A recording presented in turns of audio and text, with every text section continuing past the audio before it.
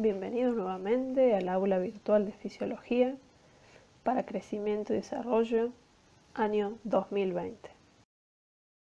En este video repasaremos conceptos de comunicación intercelular endocrina. Los organismos pluricelulares tienen células especializadas que cooperan entre ellas. Esto requiere comunicación entre las células para coordinar funciones. Por ejemplo, mediante las hormonas y los neurotransmisores, para organizar tejidos a través de los factores de crecimiento y para controlar el ciclo celular mediante la activación o no de oncogenes. Entonces, la comunicación entre las células puede ser de diferentes tipos. Directa, que comunica los citosoles de células adyacentes, permitiendo únicamente el intercambio de iones y sustancias disueltas en agua. Por contacto directo, mediante moléculas señalizadoras ancladas a la parte externa de la membrana. O a la distancia, donde la célula produce un mensajero químico y un elemento receptor especializado recibe dicho mensaje. La señalización intercelular a distancia permite hacer una subclasificación topográfica. En la comunicación autócrina, las moléculas secretadas al fluido extracelular son captadas por la misma célula que las originó. Es una manera de autorregular funciones celulares.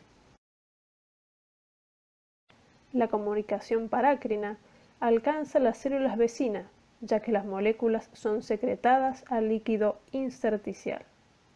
El mediador es captado y eliminado con rapidez, por lo que solo se obtienen respuestas locales. La comunicación sináptica permite que los neurotransmisores sean secretados en la hendidura sináptica, ejecutando una respuesta espacialmente circunscrita. En cambio, la señalización endocrina involucra grandes distancias, ya que las moléculas señalizadoras, llamadas hormonas, son liberadas al torrente sanguíneo. La especificidad de la respuesta está asociada a la presencia de receptores específicos para esa hormona en la célula blanco. Las moléculas señalizadoras, entonces, pertenecen a distintas clases de sustancias.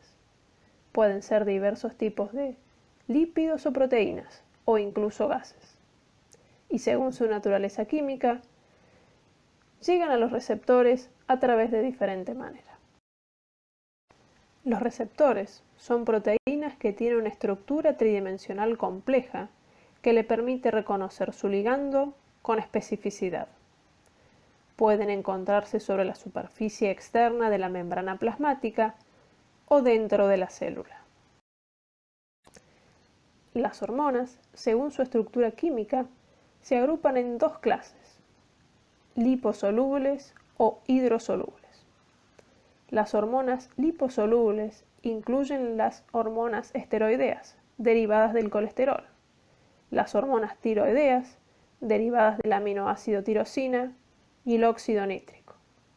Las hidrosolubles, en tanto, incluyen a aminas, derivadas de ciertos aminoácidos, hormonas peptídicas y proteicas, es decir, polímeros que abarcan entre 3 y 200 aminoácidos, y los eicosanoides, que derivan del ácido araquidónico.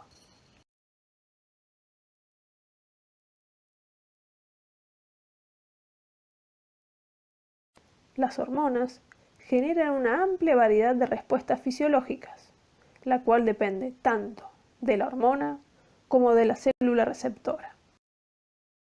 Así entonces, las hormonas liposolubles van a utilizar receptores intracelulares, mientras que las hidrosolubles receptores de membrana. Dentro de la clasificación antes mencionada, se pueden establecer varias subcategorías. Los receptores intracelulares tienen la capacidad de alterar la transcripción génica.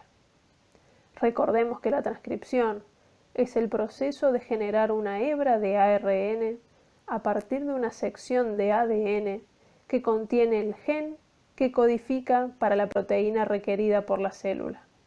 Además, dentro de los pasos para controlar la expresión génica, es el más importante, ya que asegura que no se producirán intermediarios superfluos.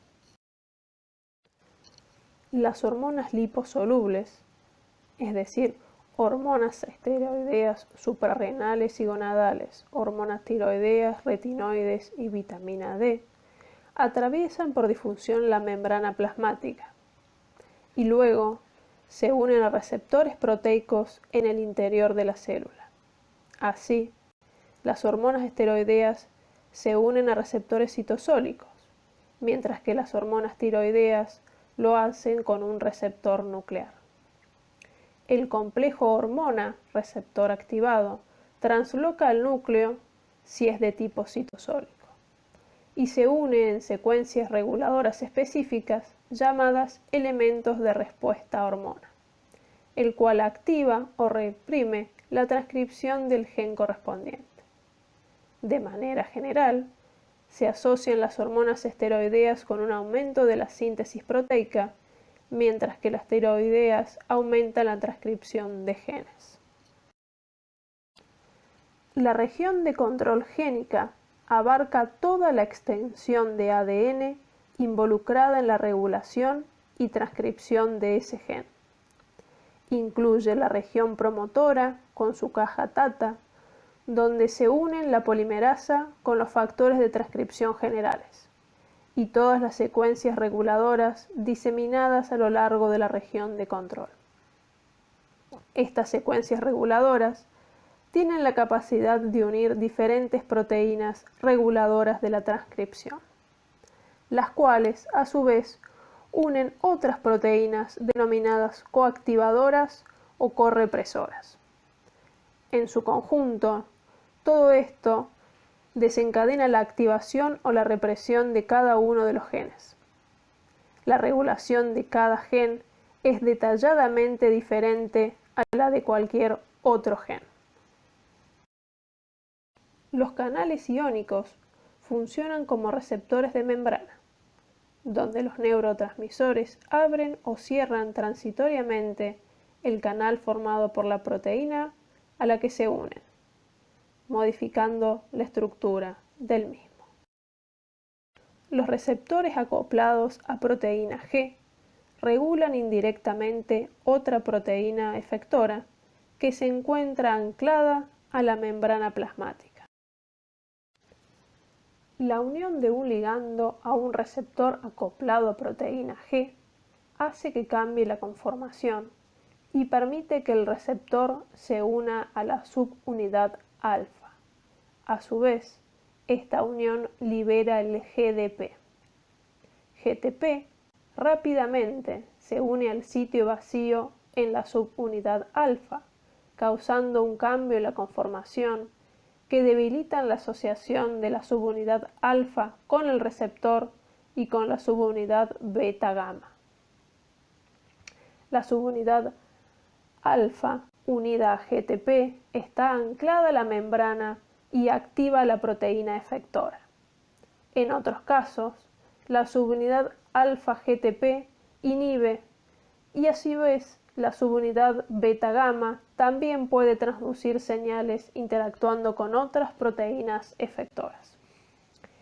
Este estado activo de la subunidad alfa unido a GTP es efímero, ya que la subunidad alfa tiene actividad GTPasa intrínseca.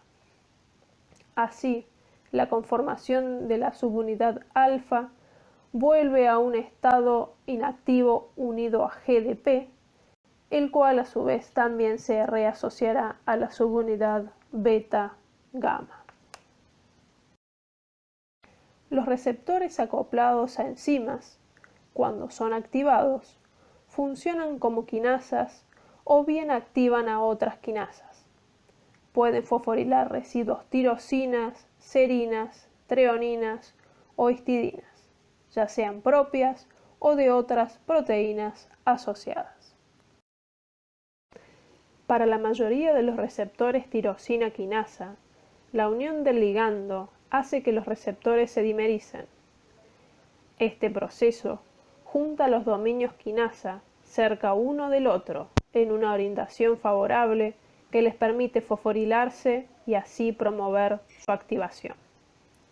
La fosforilación de las tirosinas en las cadenas laterales, creando fosfotirosina, permite generar sitios de acoplamiento para varias proteínas de señalización intracelular que retransmiten la señal aguas abajo. Para los receptores de membrana, la activación del mismo tiene como consecuencia la formación de otras moléculas para transmitir la información hacia el sitio efector de la respuesta. El segundo mensajero AMP cíclico se genera cuando una hormona interacciona a través de su ligando con proteína G estimuladora de la enzima adenilato ciclasa. El AMP cíclico activa una proteína quinasa dependiente llamada proteína quinasa A. De manera opuesta, el ligando puede activar proteínas G inhibitorias, reduciendo los niveles de AMP cíclico y por lo tanto la fosforilación de otras proteínas aguas abajo. La estimulación de ciertos receptores acoplados a proteína G genera la activación de la fosfolipasa C, que puede hidrolizar fosfatidil-inositol bifosfato para generar dos sustancias. Se genera diacilglicerol, que permanece unido a la membrana y que tiene la particularidad de activar a proteína quinasa C. También se genera inositol trifosfato, que difunde por el citosol y moviliza iones calcios de la mitocondria y el retículo endoplasmático, permitiendo que el mismo actúe como segundo mensajero. La unión de calcio a la proteína calmodulina genera un cambio conformacional que permite la unión de este complejo a otras quinasas o fosfatasas dependientes de calcio-calmodulina y tienen la posibilidad de activar o inhibir factores de transcripción. En esta tabla se resumen los diferentes mecanismos de acción que tienen las hormonas luego de unirse a su receptor. Para finalizar, un video que relaciona la señalización endocrina con la cadena de transducción de señales y la regulación genética.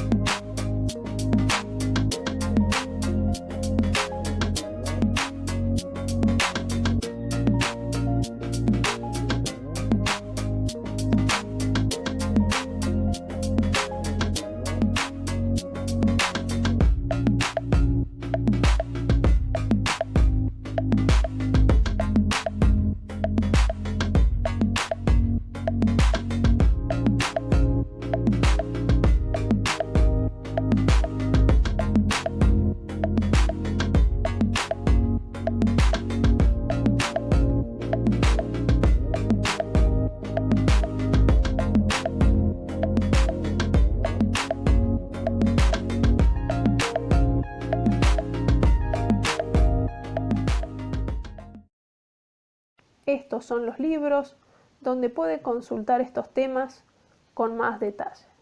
Muchas gracias.